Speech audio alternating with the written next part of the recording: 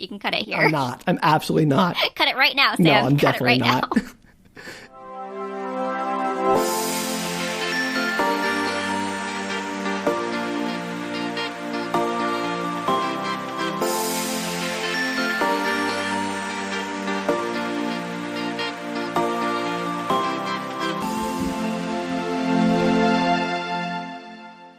Hello and welcome to Book Retorts. I'm Sam. I'm Danielle. And this is a podcast where one of us tries to describe a strange piece of media that they've read or seen to the other person who hasn't read or seen it. So today we'll be discussing the Isaac Asimov book, The Gods Themselves. Now, Danielle, you know who Asimov is, right? Yes, of course. Of course you do. I'm sorry. I shouldn't Of have course. didn't mean to insult you. You've read a few of his books. I'm guessing not this one, or I should say I know not this one because we've talked about this, obviously. Mm-hmm. Definitely not this one. Why don't we start by having you read the back of this book to get a little sense of what it's about? Okay. It says, in the 22nd century, Earth obtains limitless free energy from a source science little understands, an exchange between Earth and a parallel universe, using a process devised by the aliens. But even free energy has a price. The transference process itself will eventually lead to the destruction of Earth's sun and of Earth itself. Only a few. They still look weird. Only if you know the terrifying truth. An outcast Earth scientist, a rebellious alien inhabitant of a dying planet, a lunar-born human intuitionist who senses the imminent annihilation of the sun. They know the truth, but who will listen? They have foreseen the cost of abundant energy, but who will believe? These few beings, human and alien, hold the key to Earth's survival. That sounds pretty dramatic, doesn't it? It is, and it brings up aliens very early on with little warning that there are aliens involved. Yeah, no, it goes right in there, doesn't it? Moon people, aliens, limitless free energy, the destruction of our sun. Mm-hmm. And of Earth itself. Well, Don't I mean, forget. if the sun goes, I think Earth is, right? I mean, that's kind of a given. So yeah, this book does not have any breaks. And I want to be clear that, just because we are discussing a book on this podcast, just because it's weird, doesn't mean we don't like it. I've actually read this book a couple of times, and I enjoy it. But that doesn't mean it's not weird and kind of bizarre in ways. So I want to be very clear up front that just because we're featuring a work on this doesn't mean we don't like it. We're trying to make fun of it or say that's bad. Duly noted. Okay. Well, I mean, you know that too. But I was doing it for the help of our listeners, if there are any out there, maybe. So anyway, let's just get started because this book dives in and starts on chapter 6. Start in chapter 6. And there's a little passive-aggressive note from Asimov on the bottom of the first page that says, Author's note. This story starts with section 6. This is not a mistake. I have my own subtle reasoning, so just read and enjoy. That's all. He doesn't give you any idea as to why. He just didn't like the first 5 chapters. He was like, screw it, let's start with chapter 6. Right. And the reason is just because he wants to, there's like a timeline. Each, chapter is the next part of the timeline. He wants to start later in the timeline. They do like flashbacks and then keep coming back to these people discussing things. And it's not a particularly complicated device. Like, it's pretty clear what's happening. I don't know why he felt the need to just start with number 6 and then tell everybody he was. I think he got into an argument with his editor or something about that. So later in the story, does it jump to chapter 1 and then go back to exactly. chapter After 6? Okay. Yeah, it goes 6, then 1, then 6, then 2, then 6, then... So 6 continued, then 2, then 6 continued again, and so on, until it actually gets to chapter 6, and then it goes on to 7. Well, that's a choice. So we're already starting out with some very interesting decisions. Yeah, definitely. Please continue. We'd love to see what happens in the middle of chapter 6. There's also 3 sections of the book. There's sections 1, 2, and 3. And the sections 1, 2, and 3, when read together, are this quote from somebody who I forget. There's some play that goes, against stupidity, the gods themselves contend in vain? And it's a question mark? He's not very subtle. He's obviously calling out people as being stupid. I mean, they are, so we're all stupid. We pretty much are. I'm not going to try to discuss this book in the out-of-order timeline. I'm just going to go for the general way because I can't keep that straight in the conversation. Okay, sounds good. All right. I'm ready. So it Let's do starts this. out with, there is this kind of mediocre radiochemist named Dr. Hallam, who is not very good. He's just kind of a mediocre guy, and he has this rival in the form of Dr. Dennison at his university. And one day, Dr. Hallam discovers that somehow a bottle of tungsten, I think tungsten 196 on his desk, is now plutonium or something different. And he gets challenged by Dennison to see, I think someone messed with my bottle. And Dennison's like, no one did. It's just tungsten. You're crazy. And so he does all those whole things, and eventually they discover that it's plutonium 196, which is insane, because that is, I mean, I'm not going to get into all the chemistry or physics of this, because there's lots of that in the book, and that's like 9% of the book is him just describing things, not a whole lot of story. But the point is that it would be impossible for the isotope to exist because there are too few neutrons in the nucleus. So how did he know when he came in that it switched from the tungsten to the plutonium? Was like the label different on the bottle? No, it is unclear. He just sort of intuited it, apparently. That looks different. Actually, let me see if I can find the exact, sentence he says. He said, something about, here, what began the shaking of the world was the fact that a dusty reagent bottle marked tungsten metal stood on his desk. It wasn't his. He had never used it. It was a legacy from some dim day when some past inhabitant of the office had wanted tungsten for some long-forgotten reason. It wasn't even really tungsten anymore. It consisted of small pellets of what was now heavily layered with oxide, gray and dusty. No use to anyone. And one day, Hallam entered the laboratory, got to work, stopped shortly before 10 a.m., stared transfixed at the bottle and lifted it. It was as dusty as ever. The label had faded. But he called out, "God damn it! Who the hell has been tampering with this?" And that's the extent. That's how he knows. That's how he knows. Okay. Yeah, I know. It's great. Apparently you could tell the molecular change of things just by, being in their mere presence. Don't we all wish we had that ability? Continue on. So he figures out he thinks it's plutonium. He's right. Well, I mean, he thinks it's something. It's not tungsten. They figure out that it's plutonium 196, which is ludicrous. And everyone's like, what the hell? That can't be right. And there's some shenanigans. I think there's a conference and some guy suggests that, maybe it came from a parallel universe where their strong nuclear force is different than our strong nuclear force. Yeah, that's exactly why. And apparently everyone's just let's deal with that idea. That seems the most logical solution in a lab. Of course. And so apparently what's happening is there's a parallel universe, and that universe has slightly different laws of nature than our universe. Their strong nuclear force is stronger than our strong nuclear force. So nuclei need fewer neutrons to stay together. Okay, sure. That's the takeaway. What they found is that these aliens in a parallel universe are swapping out a few neutrons or swapping out tungsten from their universe plutonium from their universe and giving it to us and taking some of our tungsten to their universe. And then as the laws of our universe sort of soak in to their parallel universe plutonium, it starts to become radioactive and decay just like you'd expect it to if it was actually an isotope that existed. So it goes from being stable to being radioactive. Sure. Yeah. All right. Again, science fiction. It probably makes sense. I mean, Asimov was a smart man. I'm sure this is how the universes work. But the point is, the aliens are using this to create what they call an electron pump, where they can basically transfer energy between the two universes and get free energy. So we get energy by taking their plutonium, and they get energy by taking our tungsten, which becomes radioactive in their universe. And then we get free energy. So somewhere along the way, we talk to these aliens and... No, absolutely not. It's just it just is happening in the background and everybody's okay with it. So basically they do these experiments. They just leave tungsten out and it disappears and becomes plutonium. And they get some cryptic tungsten or graphite sheets that have etchings on them. And they use these as diagrams to build pumping stations. And so the aliens, as long as you put tungsten in the pumping stations, they'll continue to swap it out with their plutonium and make this swap and still start, decaying and going off. And then apparently they do something else. So it's all them figuring out how to swap these things. And nobody's concerned that aliens are swapping out things. I mean, you would think. But, apparently, not. And so that's sort of the whole premise of the book is first Hallam takes all the credit for all this stuff and destroys his rival Dennison, who challenged him in the first place, and ruins his career. And he makes it seem like he's the smart guy who thought of all this stuff. And they come up with the absolute worst abbreviations for things. Uh-huh. So they call the parallel universe the para-universe. As and you all do. the aliens, paramen. Paramen. Which is paramen. I mean, sure, okay. I mean, I'm not sure it's a whole lot shorter than parallel men, and not very, it's clunky. I have a question.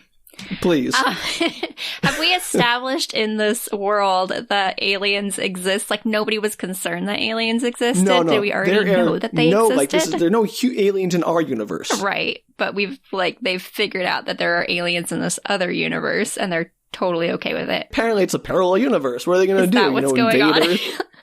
Apparently, yeah. I'm still confused on this world building. So they're not like... Everyone just goes with it, Danielle. It's just like totally cool with the like parallel universe aliens. Like, oh, there are other universes and they have sentient creatures. Totally cool. And but the only thing they're getting out of it is this like swap with the plutonium and the tungsten. And yeah, they're not like concerned at all, or even want to like abuse this and figure out how to use this in other ways now that they know that there's like alternate. This is a bit like, isn't it more important that there's alternate universes and aliens than that they're swapping out tungsten and plutonium? I mean, yes, that how seems is that the like primary takeaway from this experience? It's a very good question. Why is nobody like freaking out about alien? Our whole worldview, like we're no longer all God's children. There are multiple universes. No, they're just like super concerned about this swap with the plutonium and the tungsten. Okay, as long as that's established, continue. It's very glossed over. Like, how does he intuit that the bottle is full of plutonium in the first place? Just, kind of figures it out. It's totally cool. So there's a lot that's sort of just like taken for granted. And this is something I'm not sure if this is true for this book or not, but Asimov likes to have all his books and stories sort of take place in the same meta universe. Mm-hmm. So he was like into the cinematic universe before it was Marvel. So like all his robot novels and Foundation novels all take place in the same universe. So I don't know if this book is supposed to also take place in that shared universe. And I haven't read enough of his books to really figure that out. But there was some like catastrophe back when there were 6 billion people and now there are only 2 billion people and like reproduction is all very controlled. And this is all mentioned. Mm-hmm. I'm not sure why, but it's talked about. So that's fun. Okay. Yeah, right?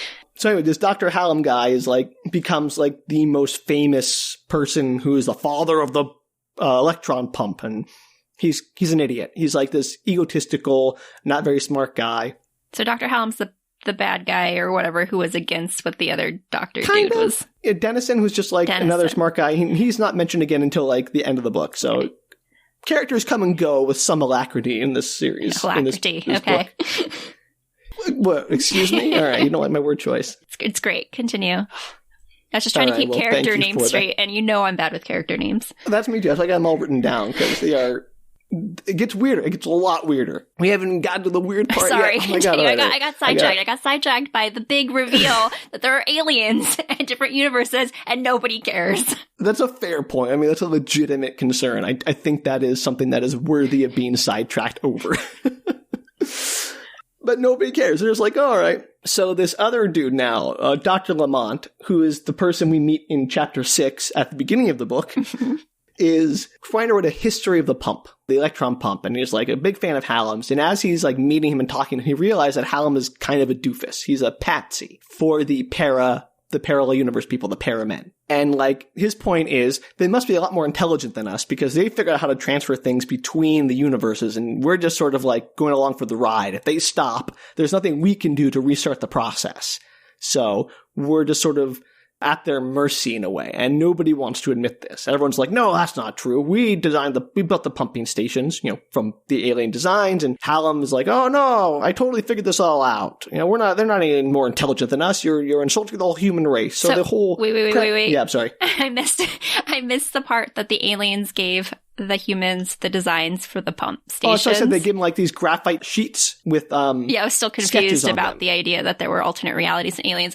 And so we've taken this information from the aliens and created this thing for them. And this is like how the world gets taken over by aliens. It's a lot like the movie Contact, actually, if you think about it. Yes. Okay. This is terrible. Yeah, so this is how we just like destroy the entire human population right here. This is the start of it. Funny you should mention that, because that's part of this book too, actually. Yeah, we deserve it. Oh, no question. But yeah, so they gave us some graphite sheets as part of the exchange. They can now exchange other matter just besides tungsten and plutonium. And they had sketches, and we used those to construct our pumping stations to their designs. And so the premise is both universes are now getting free energy. So it's like a mutually beneficial relationship. Sure. Anyway, as they're talking, this Lamont character, this young doctor, is like saying, hey, wait a minute, Hallam's kind of a dick. So I'm going to look more closely into this whole electron pump situation. And not only do we exchange tungsten and plutonium, and as I mentioned, their strong nuclear force is within our strong nuclear force, but you're also exchanging nuclear forces. So as we do this, as this pumping exchange happens, the premise is that our strong nuclear force in our universe is becoming stronger, and the strong nuclear force in their universe is becoming weaker, as like our two universes sort of mix their natural laws together. Okay. It's, the idea of conservation of everything, conservation laws, essentially. And everyone's like, that's fine, because the change is very small. It's a very small amount of matter, and it will spread throughout the universe, and it will make a very little impact on things overall, as long as it spreads through the universe at roughly the speed of light. And everyone just assumes that the strong nuclear force is going to spread through the universe at roughly the speed of light. But this Dr. Lamont guy is like, wait a minute, what if it doesn't spread out so fast? Yeah, that seems like a really dangerous thing to assume in this situation. Yeah, it is. So he's like, what if it all just sort of accumulates in our universe, or in our sector of the galaxy? And the idea is that if our strong nuclear force becomes a little bit stronger, what's going to happen is our sun's going to speed up. Like the nuclear fusion in our sun is going to go faster, which will cause it to go supernova. So that's bad. Right. The Earth will be destroyed. I read the back of the book. I know. You did? Okay. Well, I don't even need to tell you the story anymore. You got it. I've got it. You got it. That's bad. But everyone's like, no, that's not going to happen. You're just looking for a problem. Our assumptions are as valid as your assumptions. And so the very obvious message is humans will believe anything so long as it is to their benefit. Right? No one wants to believe the pump will be bad, so no one's going to believe the pump is bad. That seems accurate. Asimov was ahead of his time. Okay, sure. I mean, he was. He was very good at many things. I'm not going to badmouth the guy who invented the word robotics. So, all right. So Lamont, talks to Hallam. He talks to a bunch of people. He tries to get them to listen to him and take his threat seriously. He even talks to a senator. And the senator's like, what do you want me to do about it? Everyone loves Dr. Hallam, everyone loves the pump. Do you have anything else? I mean, what's your solution? He's like, shut everything down. Like, we can't shut everything down. We're giving up limitless, clean, free energy. You got to give people something else. From aliens in an alternate dimension. Danielle, please. That's a given. We got to move past this. No, I can't do that. That's very obvious. Oh, boy. And so it ends with Lamont sending messages, trying to, he works with this linguist, Dr. Branowski. Again, I promise there aren't that many names that are important. We'll never hear about him again. But he works with his linguist, Dr. Branowski, to try to send messages to the aliens saying, hey guys, maybe you should stop the pump because it's not safe since it's on our end. And they get a message back from the aliens in sort of a broken English. At first, it just says fear, F-E-E-R.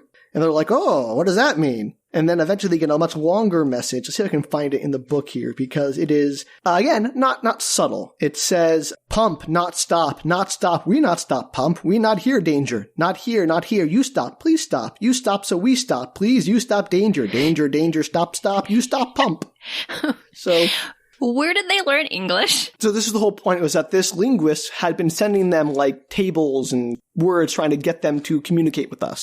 Did they try music? Because that worked really well in other movies. I believe you mean Close Encounters of the Third Kind? Perhaps. Okay. Yes, that fact-driven movie. Hey, you know what? Music's universal. You don't know. Okay. I mean, we don't know. It could be multiple universal. It's probably better than trying to teach them English, because you have to establish that you're trying to teach them English in the first place. I should be clear. It's not English. It's planetary standard. Oh, of course. Okay, sorry. Like Zulu time. We're good. Yeah, I know, right? That is mentioned only in the third chapter, or I'm sorry, not third chapter, the third section of the book, which takes place on the moon. And we'll get to that. So you have that to look forward to. Yes, I'm so excited about moon people. It is. I'll give you a little preview. There are moon nudists, so that's even better. I feel like there'd be nudists on any planet that we took over. They're all nudists, though, so, a whole planet full of them, or planetoid. Well, do they need to wear clothes? They're on the moon. You're mooning people. That's the whole... Never mind. Okay. I'm glad we could take a brief diversion for whatever the hell that was. Somewhere. All right, well, you work on that, workshop it a bit, and then come back. Okay. I've got a couple chapters. Continue. All right, so that's actually the end of the first section that takes place in our universe. Chapter 6. Got it. And that's the relatively normal part. Oh, okay. So, buckle up. because the next section takes place in the parallel universe. Mm-hmm. And the parallel universe is weird. The creatures that inhabit the parallel planet, I don't want to say parallel Earth because I don't really know if it's supposed to be like in the same they have to be in the same sort of geographical location, like in the two universes, like they have to overlap, or what? It is never made clear. So I'm just going to pretend it's a parallel planet that's not Earth. Okay. And this species comes in a set of 3. They're always sets of 3. They're called the triad. And there's the left one, the right one, and the middle one. And they're all like individuals, but when they form like a family unit, they all become 3 together. So like, okay, I'm not explaining this very well because it is confusing. You think? Look, it's a huge thing. So explain it better. This is your job.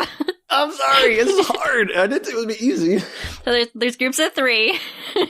All right. So the species, they're like 3 genders, if you will. Okay. Although there are 2 genders, his and her, as he refers to them in the book, but they're like just should have just stuck with it. 3 genders. Let's go with it. Don't back it up. All right. There's the male parental gender, which is the right gender. They call them like rightlings or right partner or whatever. There's the male left side, which is the rational gender. So there are rationals, there are parentals, and there's the female middle gender, which is the emotional. And already this feels a little bit sexist.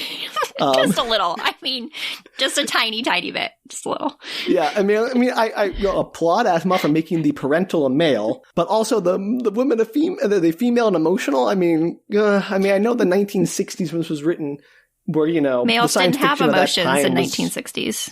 That was something that grew later. They like developed into emotional creatures. Okay. There were no males with emotions in 1960. I'm just saying, like, the science fiction of that 1940s to 1960s era was always a little bit sexist. Just a little. Or sometimes a lot bit sexist, So, yeah. 3 genders. Where was I again? 3. Oh, yeah, 3 genders. And so you have there's always like the rational is always born first, but I don't know why it's called a right then, or left if it's the rational. And then there's the parental is born second, I think. And then the youngest is always the emotional, which is born third, but it's called middle. I don't know why. Okay. Why are they called left, right, and middle? I don't know. They just are. And they all have like different shapes. So the whole point is these creatures are like amorphous in a way. They have like a fluid kind of body that they can sort of stretch and reshape, and the rationals form like ovals, and the parentals are stocky and square, and the emotionals are kind of all flowy and more amorphous and thin, which again feels a little bit sexist. Just a bit, right? Just, we'll start. Okay, 3 genders, amorphous blobs. Moving on. 3 genders. You have male 1, male 2, and female, basically. And there's a lot of time devoted in this chapter to the alien masturbation and sex for reasons. I was like, why?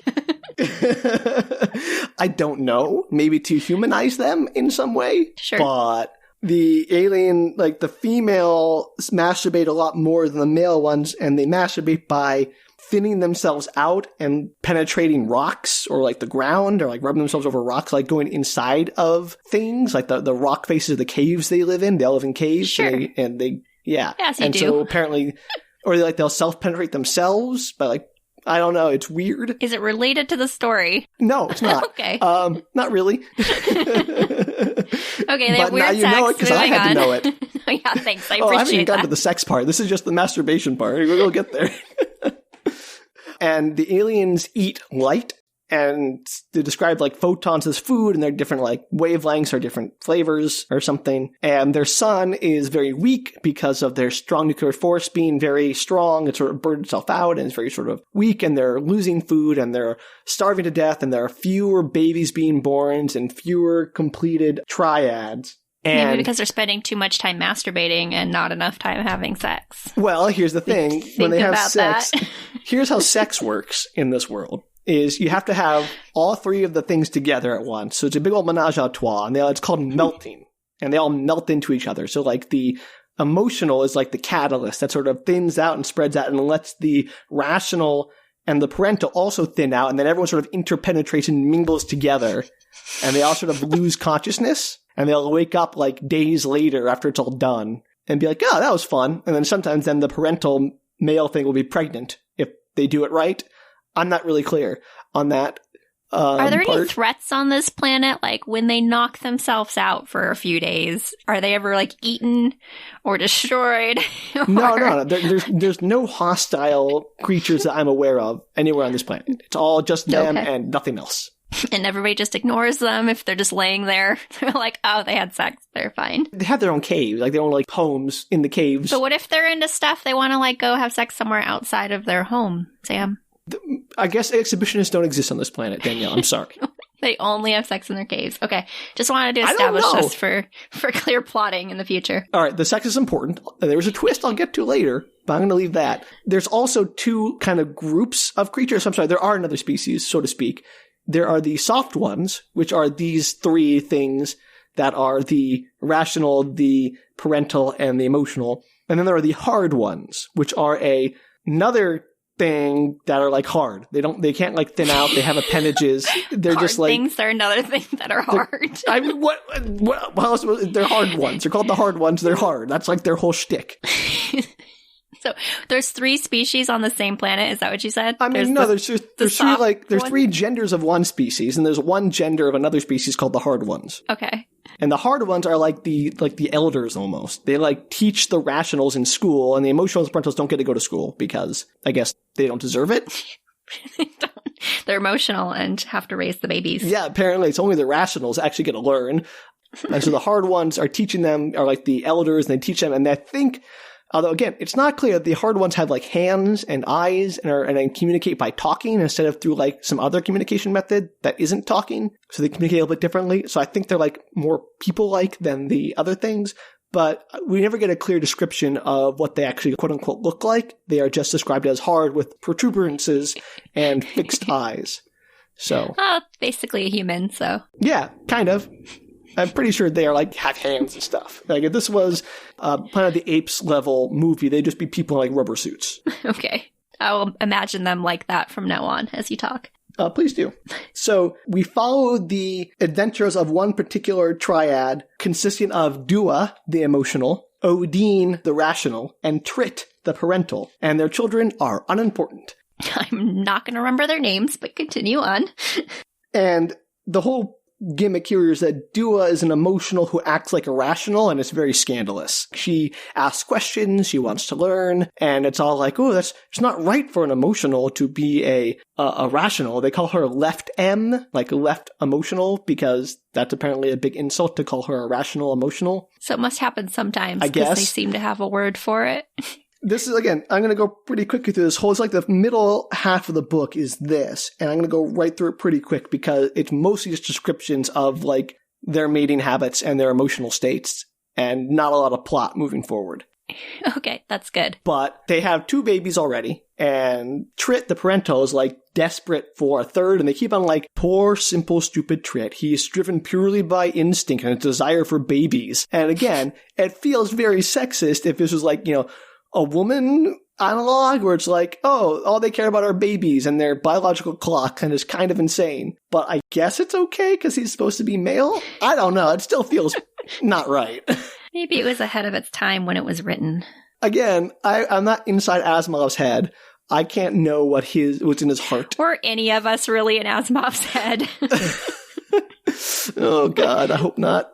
Okay, so anyway, there's 3 of them. They have sex. There's this conflict where Dua doesn't really want to have an emotional because once you complete the triad, once you give birth to the 3rd baby, soon the parents, the parental triad, they have to leave, and so they disappear. Presumably they die. That is the implication there. And so she's why does anybody have a 3rd kid? Well, because, like, you're driven to it by instinct. Like, people are driven to have it. Why does anybody have any kids at all? Like, well, most people don't have kids and then die from it. Salmon do. Okay, yeah, but they're salmon. These seem like a little higher level thinking, these creatures. Well, maybe, but they still have, I guess, strong instincts. I don't know. Like, it's weird. And, like, the rational's like, when you know it's time to move on, your rational will tell you, and you'll all want to move on. It's very kind of, like, cultish in that way, if that makes sense. Seems like a metaphor for something. Pretty obvious metaphor. Is it, Sam? Is it? I think, like, is it a metaphor for salmon? Yeah, it's all about salmon. He intended this book to be a metaphor for salmon. You don't know. It could be. I mean, you got me there. It makes as much sense than anything else. Anyway, so Dua is very much opposed to having a third child because she knows that will be like when she has to move on, and she doesn't want to move on because she wants to learn. And some of the hard ones, that name, I swear, some of the hard ones. I wasn't going to say anything. It's trying to be so good. Don't. It's not worth it. Some of the hard ones tell Odin, the rational of them, to be like, why don't you teach her? You can start teaching her. It's fine. And he's like, oh, I love teaching. All right.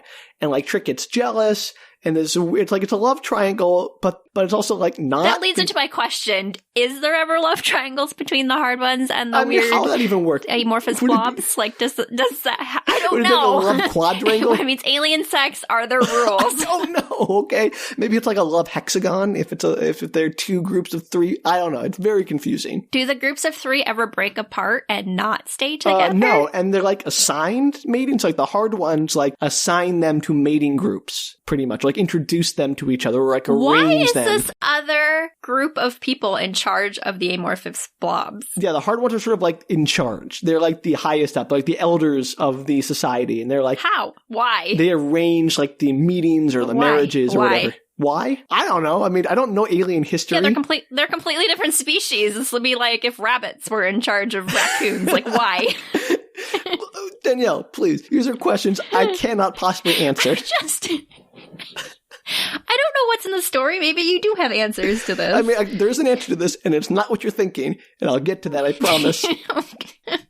Okay. Promises. So, anyway, Dua's a weird, emotional. Odin is like a prodigy. He's like a prodigal, mouth not work good. So let me try it again. Odin is like a prodigal. That's bad too. He's prodigious. Nope, that's not right. All right. I'm going to cut all of this, I swear. No, don't. I'm absolutely, no, come on. All right. So he is a prodigal. How do you say, like, what's the adjective form of, like, a prodigy? I don't know. Because I think prodigal, but that doesn't sound right. So it's like something else entirely different. He's a prodigy in his group, his species. I don't know. I don't think that's right.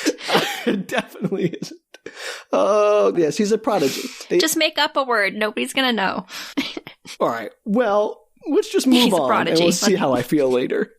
Okay, prodigy. Got it. He's a prodigy. Everyone is like training him. He's supposed to be like the super genius of a rational. So they're like, oh, we should pair the special rational with the special emotional. And Trit is supposed to be this really special parental who's like super obsessed and driven and focused. So it's like they assembled the like super team of triads or something is like implied there. Like, oh, it's our like some kind of weird eugenics thing. We're like trying to assemble a super team or whatever. I'm not really sure. You think though that putting together the emotional one who wants to be rational with the rational one who's like super rational would be at odds, because the rational would be like, what the crap's wrong with you? Stop being so rational. You're supposed to be emotional. It seems like it would be he loves it. A bad idea. He loves like teaching her and like having her be interested in his work and things. Yeah, I don't think that makes sense in the actual scheme of their society, because if everybody else thinks that she's a weirdo for wanting to be rational, then you think that the rationalist, one of them all, would really like take on those identities and be like, you can't be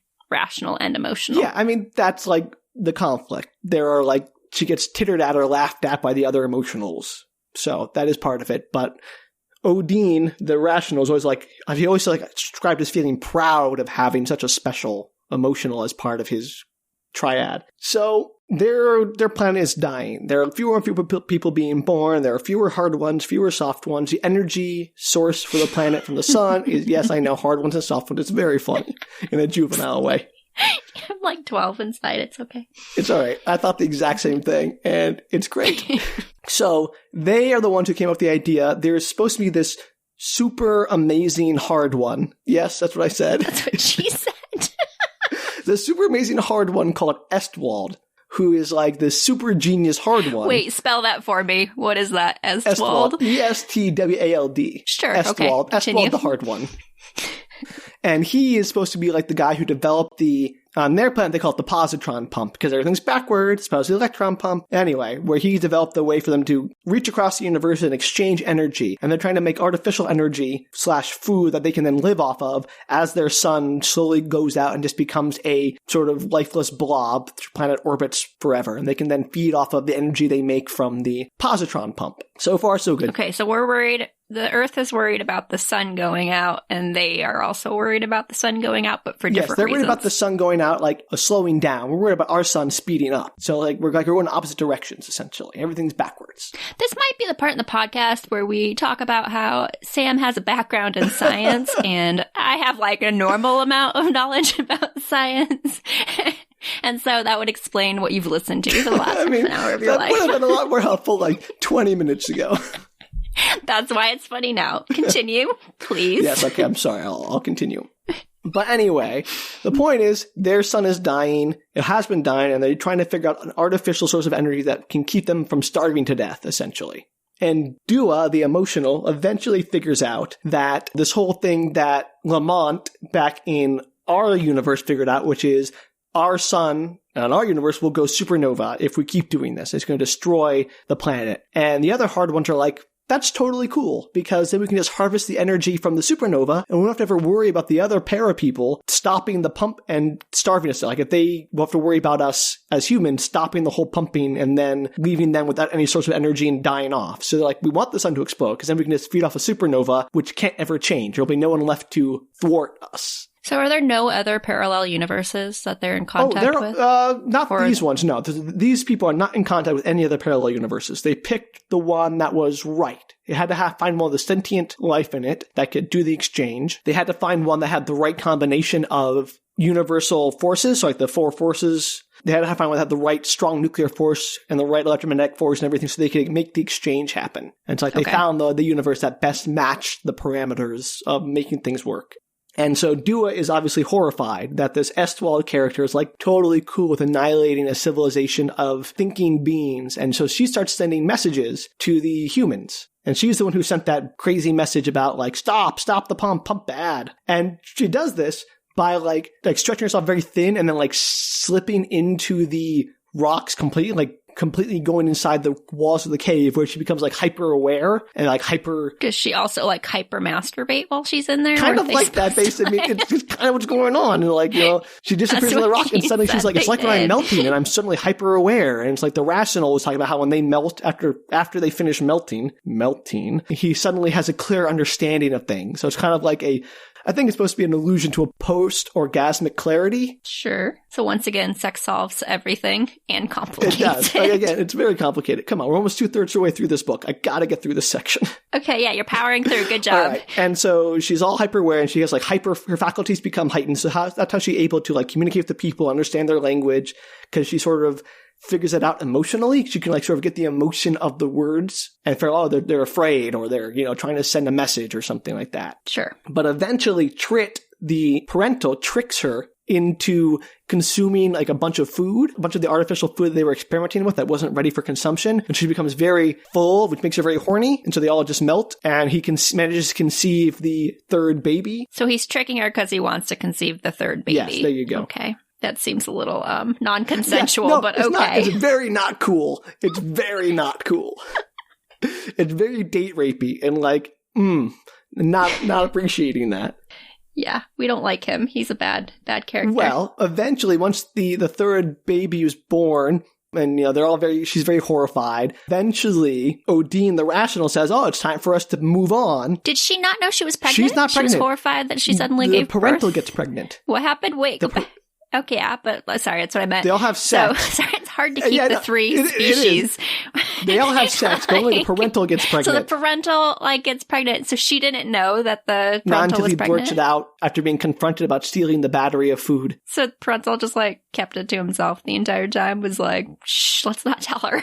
Again, when you're pregnant, you have a few weeks before it's obvious. You don't have to, tell them immediately that you're pregnant. Yeah, but they're, a little triad unit. Aren't they supposed to talk to each other or something? They live in the same cave. They're supposed to talk, but he doesn't have to. What kind of jerk move is this? Is are there the parental and the Rational in it together? No, he had no idea. The parental has kept it to himself for a while. That's crazy. Okay. It's real weird. Like I told you, there's some real like soap opera drama. I have feelings about this. Oh, please tell us. No. Oh, we're good. You've got to get through, right? You got to power through this section of sex and wall merging and talking to the humans in English somehow. Or no, planetary standard. Whatever. Planetary standard, sorry. Get it right, Danielle. Jeez. Anyway, it's after the rational Dean's like, oh, time to move on. He manages to find Dua and Trit all together, and they melt one more time, and it's revealed, bum, bum, bum, when a triad melts together, they become a hard one. So that's the big twist, is that the hard ones are like the next stage of the life cycle of the soft ones. And somehow they've never told anybody this. It's like the biggest secret in the entire world. Yeah, like the hard ones just don't tell them. They refuse, like, it's, for whatever reason, the hard ones never answer any questions about like that. And it's just something about like, if we tell you, it'll somehow poison you against the idea or make you too eager or like something. It's like you have to do it without knowing you're doing it, like a weird quest kind of thing. Anyway. Has anybody tried just telling one group to see what happens? Like, if the quest really like doesn't come to fruition, if they know that they're going to be hard ones. Have they tested this theory out? It's not given a lot of depth about why it isn't talked about. You know, he just sort of says, hey, we don't tell you because if we told you, it would be potentially dangerous. I don't buy that, but that's okay. Anyway, so they're just like, we finally made a perfect grouping, and apparently the hard one that Dua, Odin, and Trit form is Estwald, the one who is responsible for the pump and the destruction or the impending destruction of humanity. Yeah. Wasn't Estwald present earlier? Well, every time they melt, they form him. And then when they finish melting, they separate back out. I think I missed that part. I got sidetracked on how to spell Estwald. Well, I mean, he's there, but he's only ever there when they're not there. Like, Odin never meets him because Odin is him, but only when they're melting and they're unconscious for a few days. Sure. Okay. Yeah, it's very weird. And that's the end of that section. Why not? That's a great place to end. It's like, surprise, you're Estwald. Okay. And that's how it ends. Whew. 2/3 of the way through. You following along okay? Yeah, absolutely. Aliens, alternate universes, humans don't care. All right. Hard Time things, for, soft things, yeah, amorphous blob things. Amorphous blob things. That's like 100 pages of the blob things, and it is, a lot of descriptions of their emotional states and their masturbation habits and all kinds of stuff. I mean, there's a lot of world building in this that I'm not quite sure. Like, I admire the skill at the world building. I'm just not quite understanding why there was so much effort put into this world building when it doesn't seem to affect the story. The world building that doesn't actually make any sense. Yeah. I mean, it makes a kind of sense. Like, it has an internal logic to it. But it's also kind of like, why? Why do the aliens have to be irrational, emotional? I mean, it's a cool idea. It just seems kind of, I mean, I guess why, and that's like, why is anything anything? That's kind of a dumb question about like stories, but it still just feels like unnecessarily complicated. Especially for a short story. It's not a short story. This is like a 300-page book. All right, so back to humans? Are we back to the humans? Yes, we're back to now it's time for Dr. Dennison, the man who originally challenged Hallam and had his career ruined for it after Hallam discovered the process of the electron pump, moves to the moon and decides. Is there a reason he just decides he's going to move to the moon? I mean, the reason he gives is like he's kind of like sick of Earth. He wants to sort of start over and maybe like try doing science again. Like he sort of left the field of science working in cosmetics and wanted to like sort of re-enter science on the moon where maybe his reputation wouldn't be as tarnished and he could sort of start over, start fresh. Don't we all want that option to just restart on the moon? Boy, do we. And so the moon, again, is a very sexy place, apparently. Apparently nudist. The whole idea is that we meet a particular tour guide by the name of Selene, but it's spelled Celine. So there's like a tour industry? There's a tour industry on the moon. Yeah, the tourists come up to see the moon, and they go back.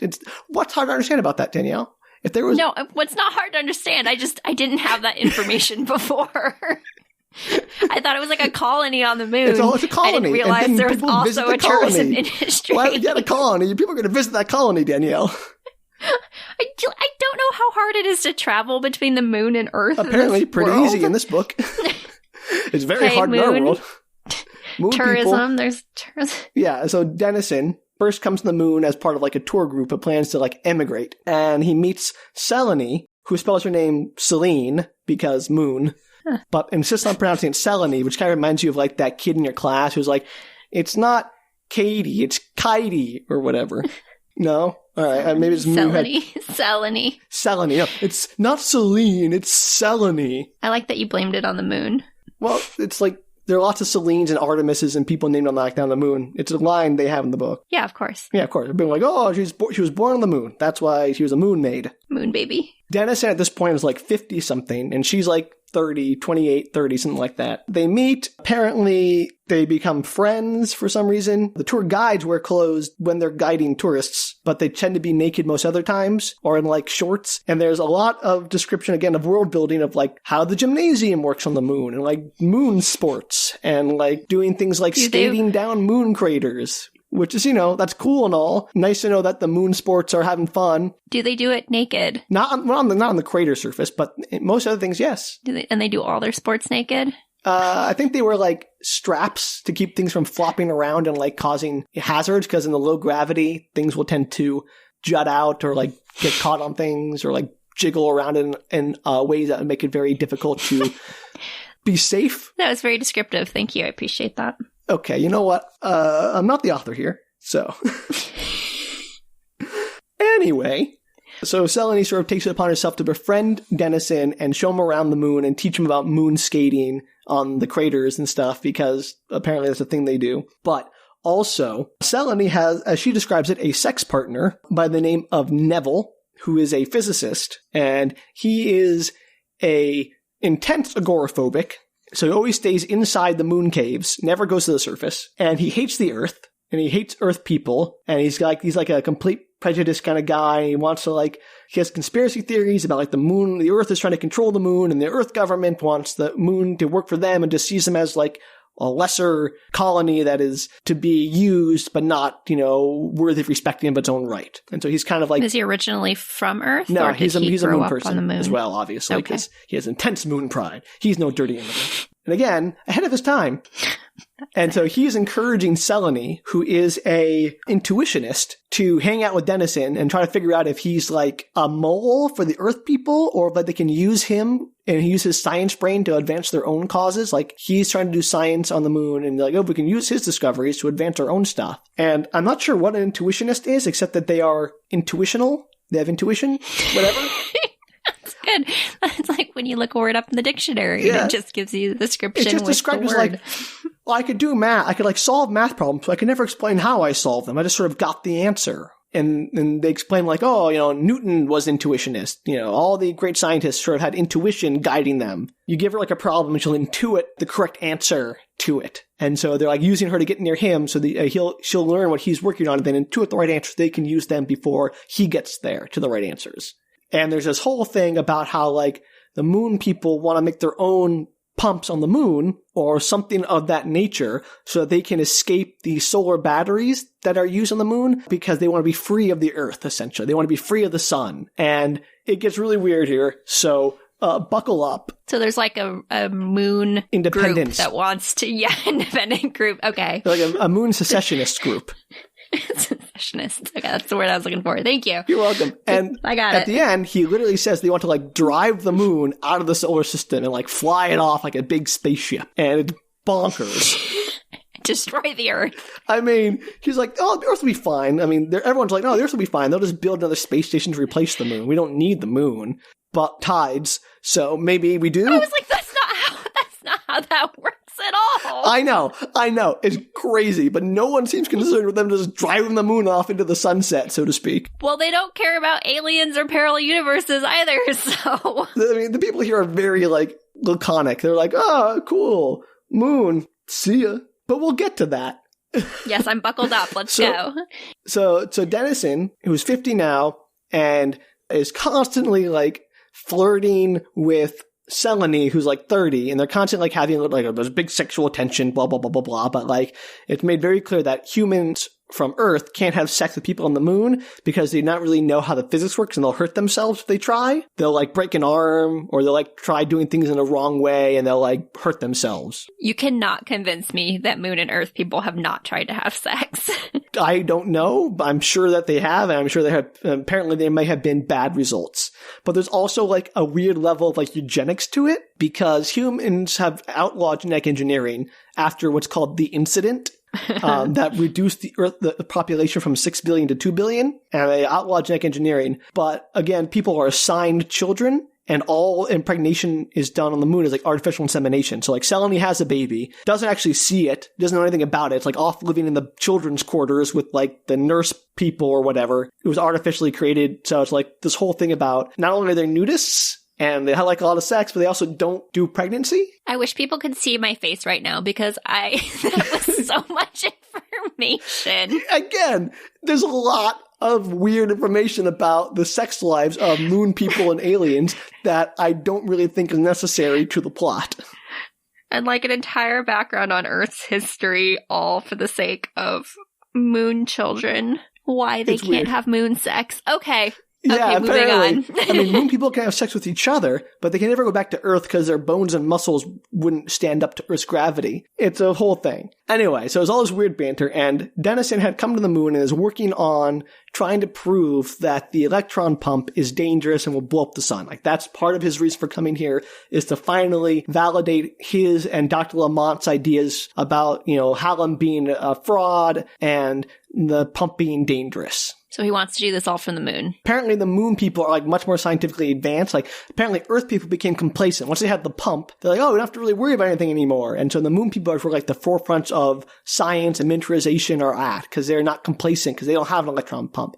Because they tried to set one up on the moon, but the aliens didn't go for it because apparently the aliens don't have a moon and the aliens then can't make the exchange happen if they don't have an equivalent spatial place to make the exchange or something. Sure. Yeah. Anyway, he also wants to go there because he thinks he'll be less prejudiced against scientific ideas. They do a bunch of experiments, and he eventually manages to figure out a way to open a dimensional rift between our universe and another parallel universe. And in this parallel universe, the strong nuclear force is in fact not stronger than ours, but weaker than ours. Why are they doing this? Like, what was the thought process behind this? So that's not revealed to the end, of course, but that allows a leak of matter from this, what they call like a cosmic egg universe. So it's like a universe like pre-Big Bang universe, where it's just a bunch of matter sort of swirling around that hasn't coalesced yet into a universe. And they call this a cosmic egg or a cosmeg universe because that sounds better.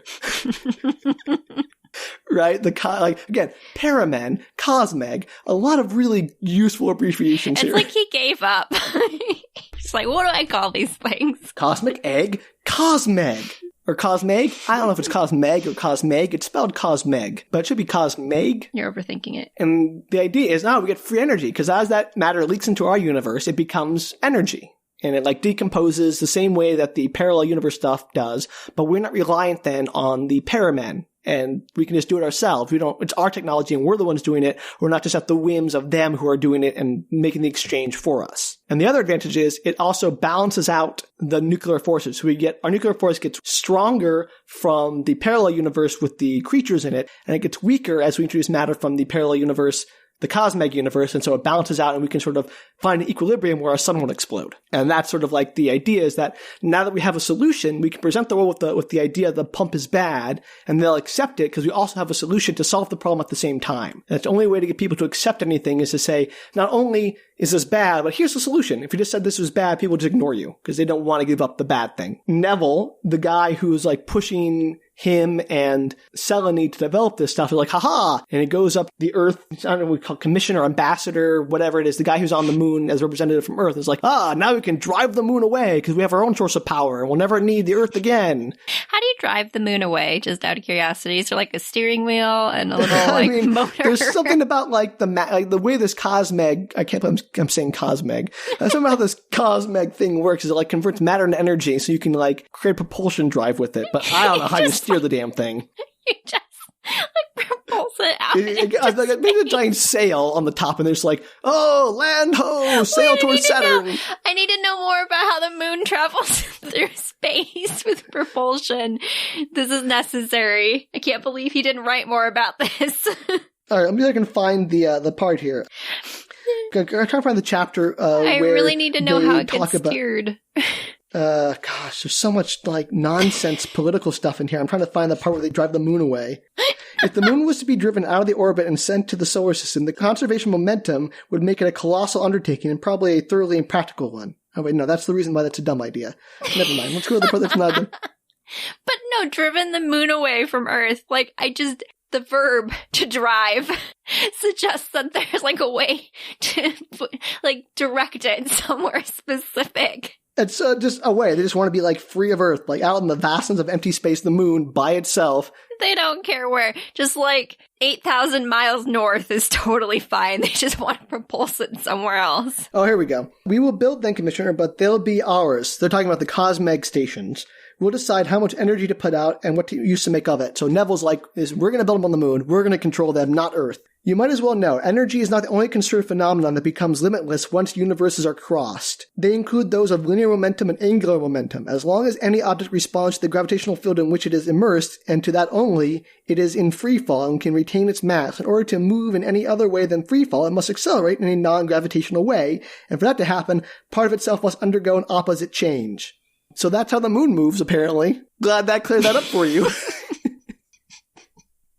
I don't understand where they're driving it to. It doesn't matter. They don't care. Why can't they just succeed from the Earth? Like, they just say, nope, we don't want to bother with you anymore. Because they don't want to be anywhere near the Earth. Like, they have a very small population. Half the people on the moon are like Earth workers working on the stations there. Just gonna kick them off and then propulse the moon into space. Basically, yeah. Okay.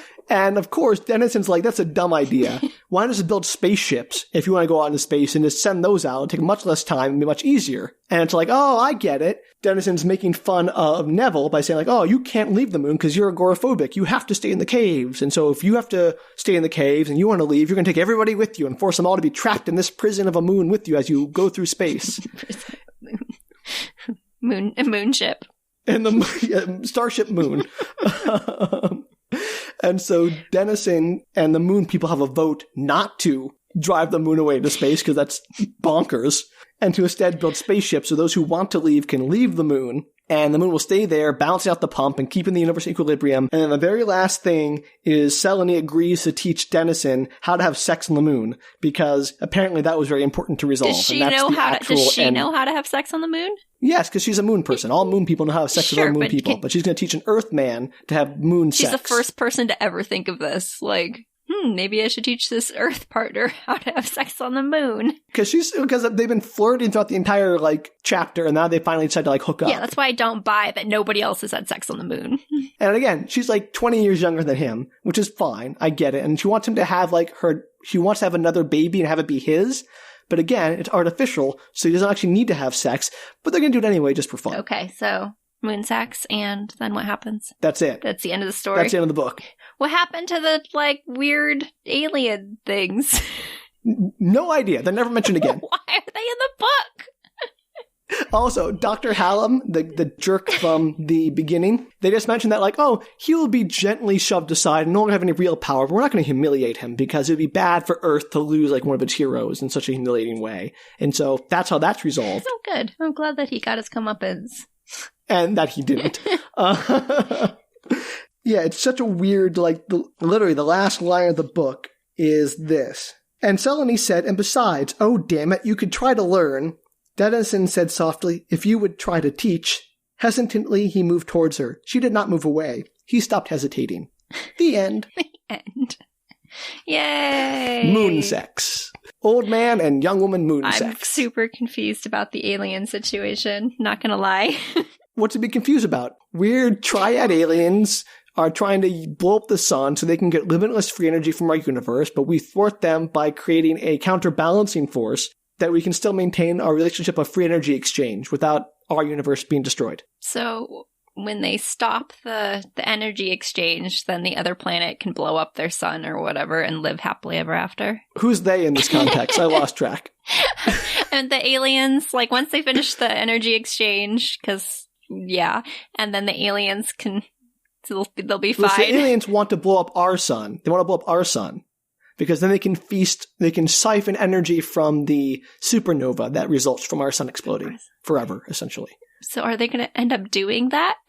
No, because they can't. Because the way it would happen is our strong nuclear force would get stronger as we exchange matter with them. But now that we have the Cosmag universe, we can weaken our nuclear force again and create an equilibrium so our net nuclear force doesn't change. Oh, fancy. It's the most convoluted plot I've ever heard. It is very complicated. And that is the gods themselves. That was quite the book, Asimov.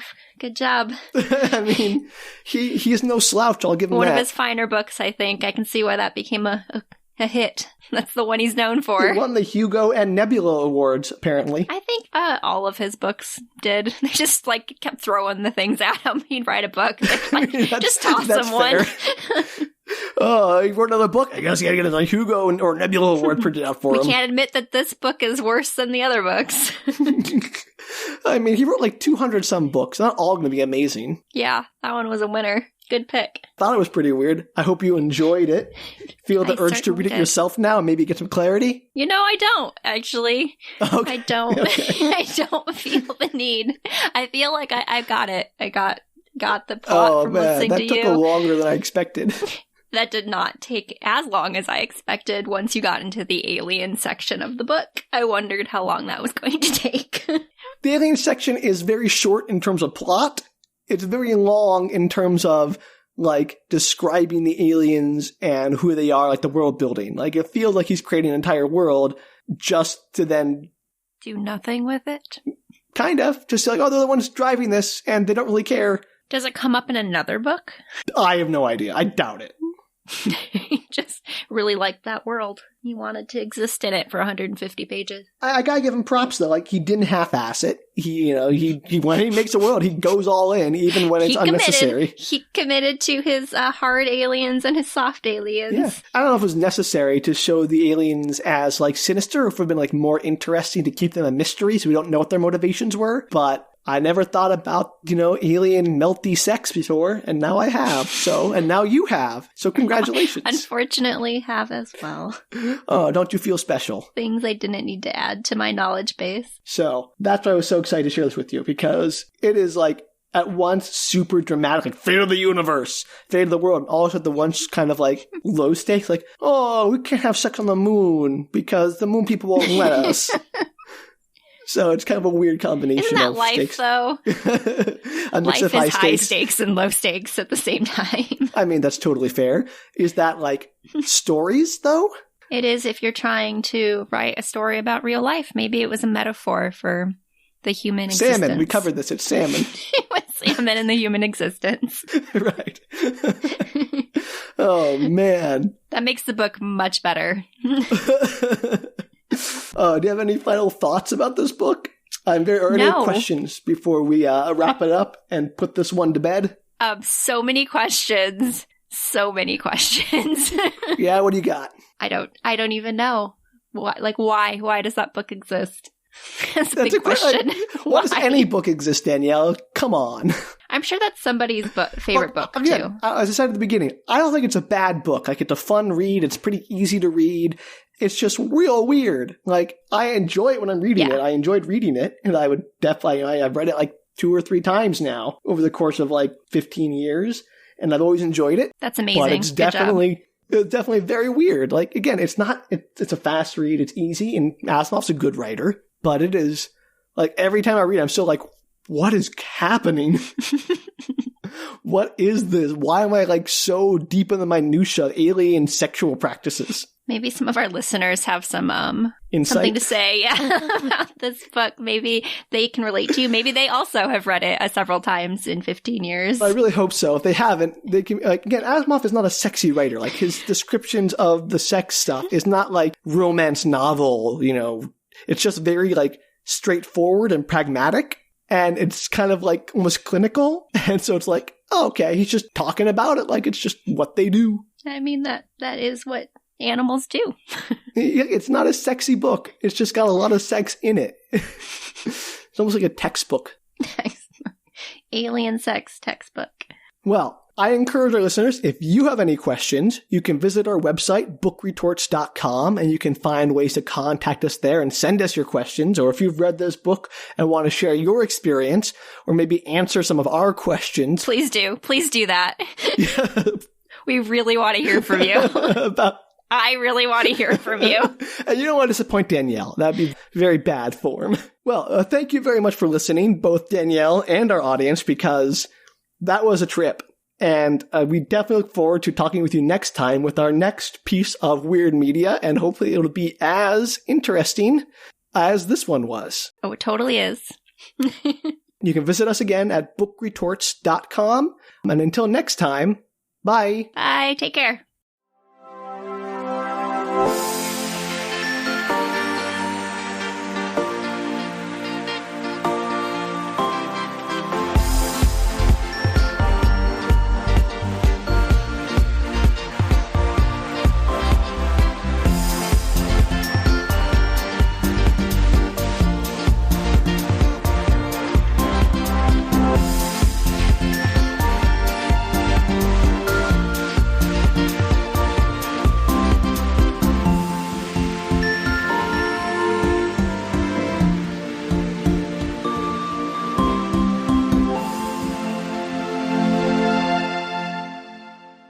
I'm trying to do an outro here.